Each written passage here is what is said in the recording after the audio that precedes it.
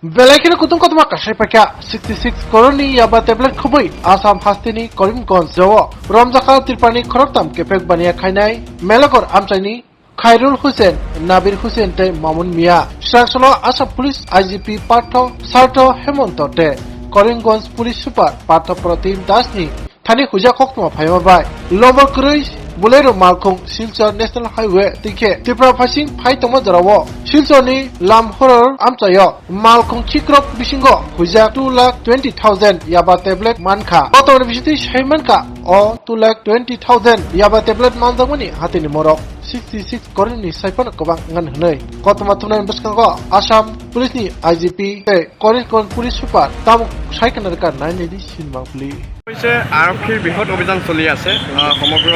অসমত অভিযান চলি আছে বিশেষকৈ যোৱা প্ৰায় 8 বছৰে হৈ গ'ল 8 বছৰ ড্ৰাগছৰ অভিযান খুব তীব্ৰভাৱে চলি আছে আৰু চলি থাকিব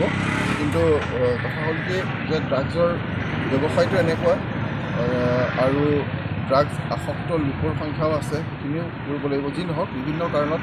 ড্ৰাগছ আনিবলৈ চেষ্টা এটা কৰি থাকে আৰু এতিয়া যেটো আমাৰ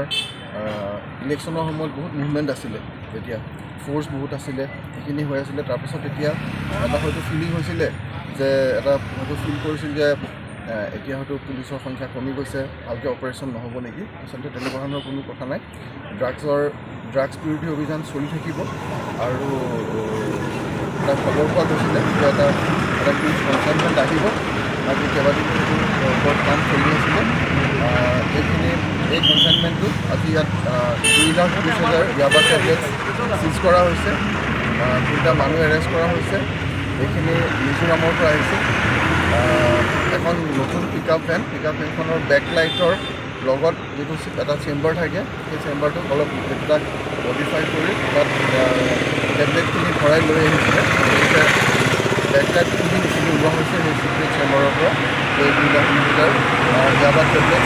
চিজ হৈছে আৰু 3টা মানুহ এৰেষ্ট হৈছে আৰু বলেৰো পিকআপ ভেনখনৰ কোনো নাম্বাৰ নাই এখন ব্ৰেণ্ড নিউ গাড়ী যিখিনি বস্তু চিজ হৈছে তাৰ বজাৰ মূল্য কিমান হ'ব চাওক এই টেবলেটৰ মূল্য বিভিন্ন ঠাইত বেলেগ বেলেগ হয় কোনোবা ঠাইত কম হয় কোনোবা ঠাইত বেছি হয় কিন্তু এইখিনি গৈ আছিল আমাৰ মেইনলেণ্ড ইণ্ডিয়ালৈ তাত আপোনাৰ আৰু তাৰ পৰাও বিভিন্ন ঠাইলৈ গ'লহেঁতেন আল্টিমেট ডেষ্টিনেশ্যন য'ত তাত মানুহৰ পাৰ্চেজিং পাৱাৰ খুব বেছি সেইখিনি ঠাইত 2,500ৰ পৰা 3,500লৈকে সেইখিনি দাম যায় এটা গতিকে আমি যদি এভাৰেজ 3,000ৰো যদি ধৰে তেতিয়া এইখিনি মূল্য হ'ব 66 কোটি টকা হ'ব এইখিনি যদি এভাৰেজ লয় কাৰণ আমাৰ কেতিয়াবা 8,000 কেতিয়াবা 3,500 কেতিয়াবা যদি সুবিধা পাইছে কিন্তু আল্টিমেট ডেষ্টিনেশ্যন য'ত হয় তাত হয়তো কেতিয়াবা চান্স পালে 4,000ৰো লয় গতিকে আমি যদি এটা এভাৰেজ ফিগাৰ লওঁ আল্টিমেট ডেষ্টিনেশ্যনৰ তাত 3,000কৈ যদি আমি ধৰোঁ তেতিয়াহ'লে 66 ক্ৰ'ৰ হ'ব ইয়াৰ বজাৰ মূল্য আটক হোৱা 3জনৰ নাম এই 3টা মানুহে ত্ৰিপুৰাৰ এটাৰ নাম খাইৰুল হুছেইন এটা মমিন মিয়া আৰু এটা নবীৰ হুছেইন গতিকে এই 3টা মানুহক এৰেষ্ট কৰা হৈছে গাড়ীখন চিজ কৰা হৈছে 3টা মোবাইল পোৱা গৈছে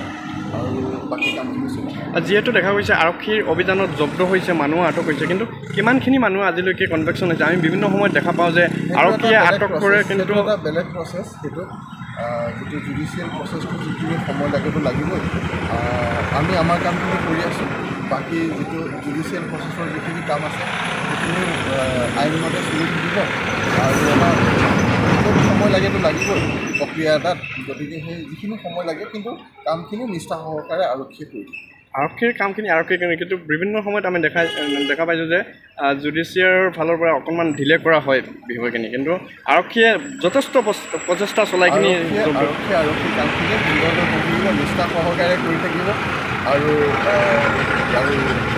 আইনী প্ৰক্ৰিয়াত বিচাৰ প্ৰক্ৰিয়াত যিখিনি সাৱধানতা ল'ব লাগে যিখিনি গোটেইখিনিয়ে লোৱা হ'ব যাতে কনভিকশ্যন ছিকিউৰ কৰিব পাৰি